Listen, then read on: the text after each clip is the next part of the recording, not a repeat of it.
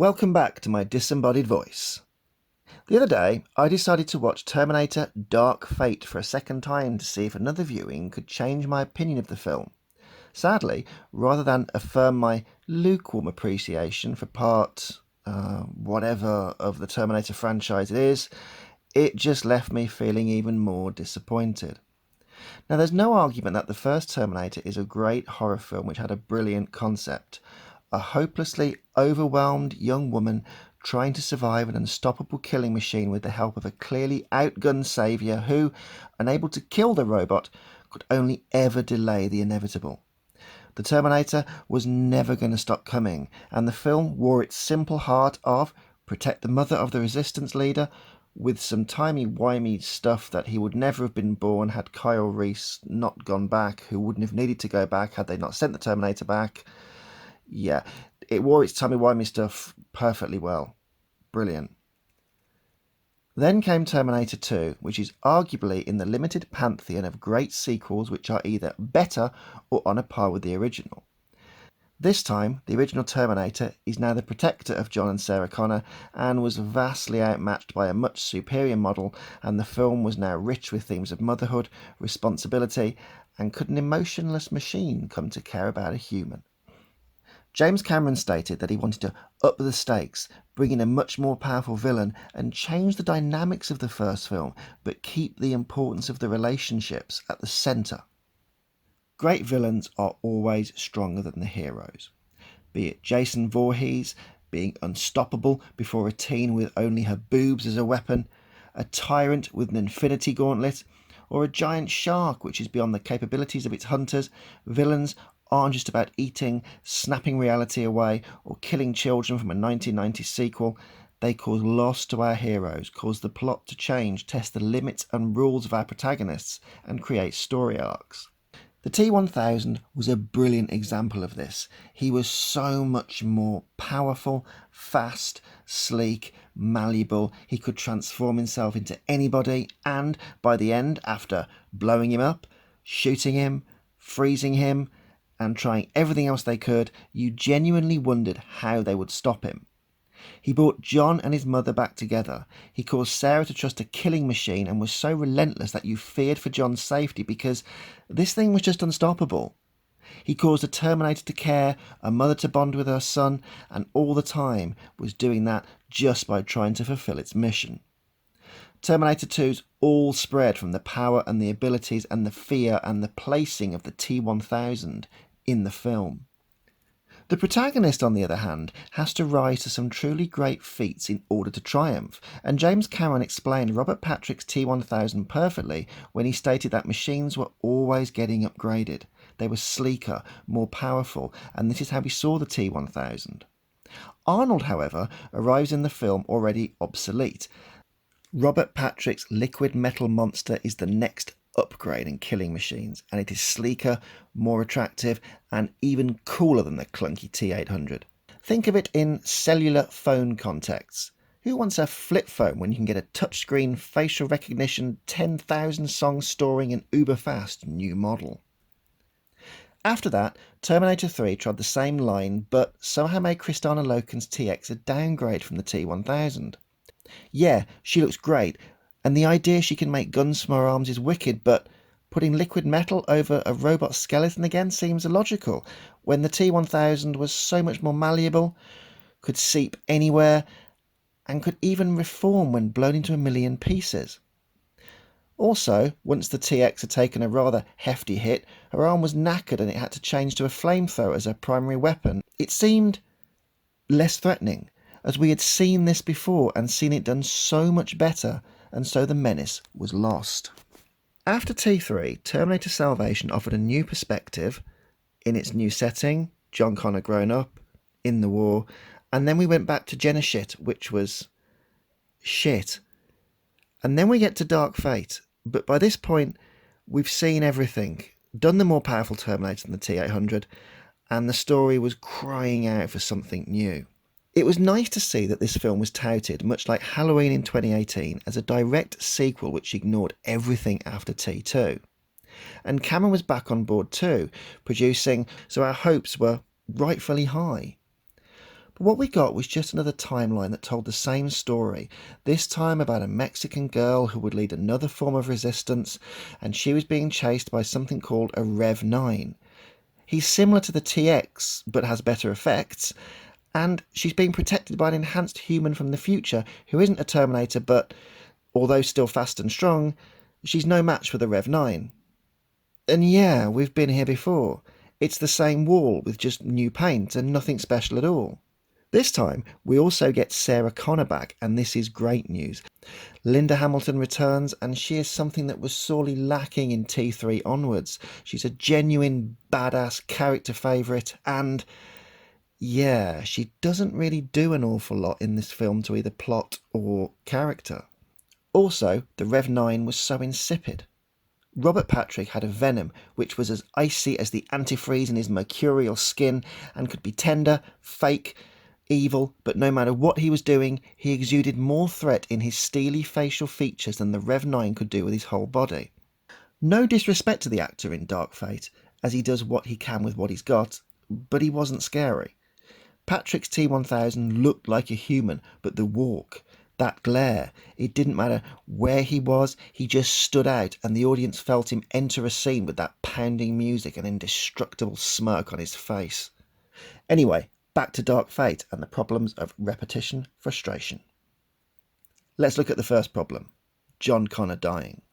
I have no problem with this happening as, yes, it undercuts T2, but if you're starting anew, then you need a big plot shift to propel your film forwards, create tension, direction, and give your characters new motivations. The issue is, all that John's death does is make Sarah hate Terminators, which she already did, and it turns her into a grizzled soldier, which she already was. Maybe the facial effects of making a digital John and a de-aged Sarah were expensive, but the scene has no real tension, no build-up, and, considering everything they went through, it turns out that the T-800 just needed to catch him getting a drink at the bar. Now, we know Sarah hates Terminators, even at the end of T2, although having respect for the T-800, she wasn't in love with it. She knew it was a machine, and she knew there would be more. Couldn't we have spent a bit more time with Sarah after John's death?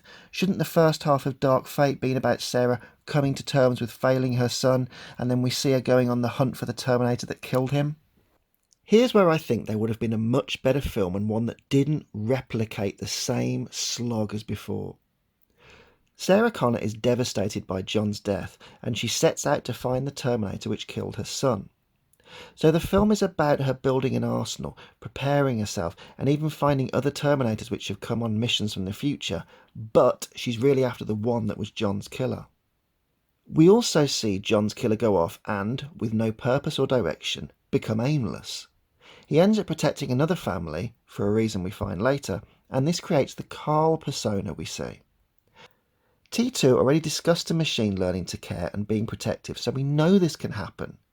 So seeing a robot follow its orders, but then aimlessly wander the earth, becoming more sentient and learn how to adapt and care adds some more depth.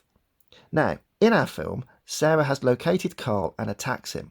This is the crux of the film. Sarah takes on the role of the T-1000 or the TX. She's now the unstoppable, overarmed monster trying to kill Carl and his family.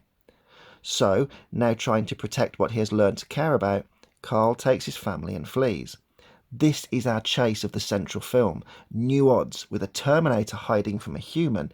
And yes, you could even mecha Sarah up a bit, maybe make her enhance like Grace if you want to play around a little and add a few more things. Anyway, let's get back to our film.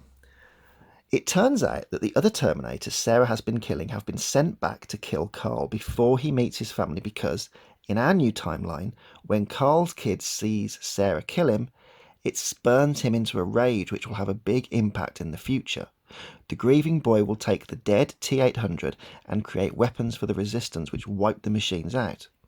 So Sarah must be stopped from killing Carl, or Carl must be stopped before he meets the family.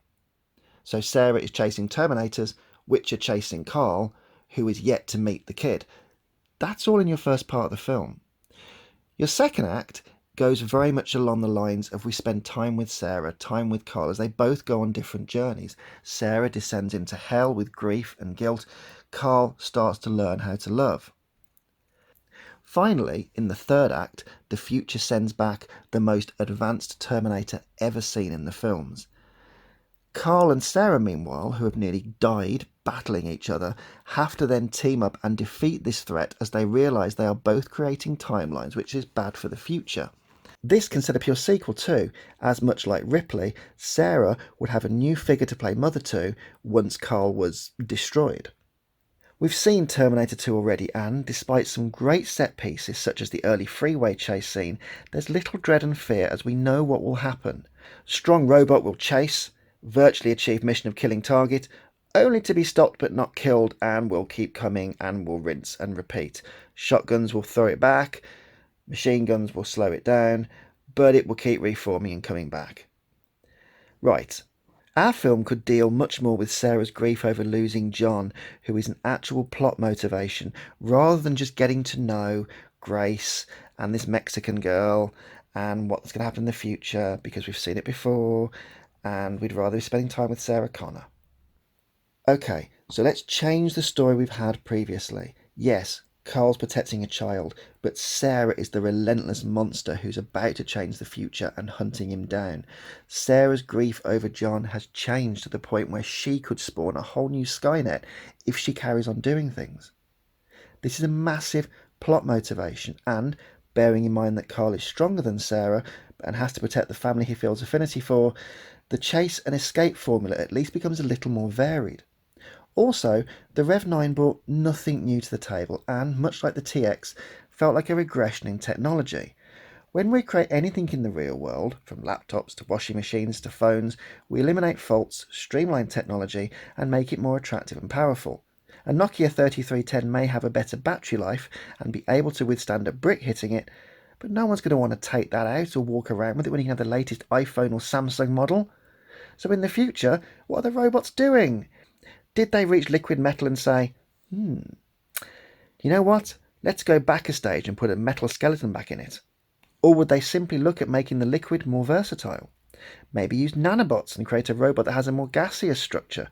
Go through the periodic table and find other elements which could make Terminator skins. Create a new element that could split, multiply, do other cool stuff. No, we're just going to have liquid metal over a metal skeleton again. That'll do the trick. The Rev 9 can be easily slowed with a shotgun blast to the face. But we know what happens next. It'll get up, do an evil head turn, the liquid will form back into a face, and once the characters are in their cars, it'll make a new attempt at chasing them.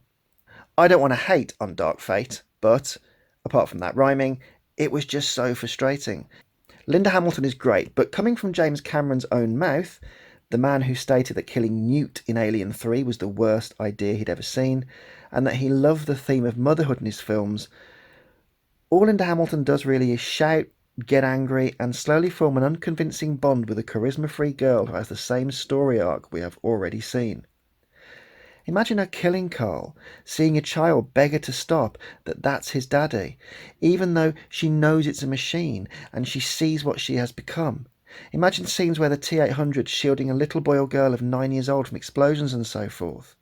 Imagine the character arcs and how they could develop, as Carl is a killer and he knows that, but he's developed a consciousness while Sarah is losing her mind and becoming more robotic as she plunges into chaos. Thankfully, it looks like the Terminator series has finally died, and, whilst I don't think it's gone forever, it now has time to take a good, long look at itself before someone has an idea to reboot it one day. Actually, can we just send someone into the future to stop them rebooting Terminator films, please? Look, Terminator is a great franchise and the first two films are great, and whilst the third is passable, it soon became a series of repetition rather than reinvention, which the first two films did in spades. Anyway, that's my ramble about Dark Fate.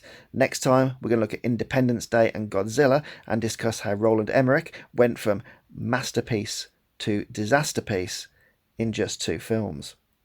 So, until then, I'll catch you later.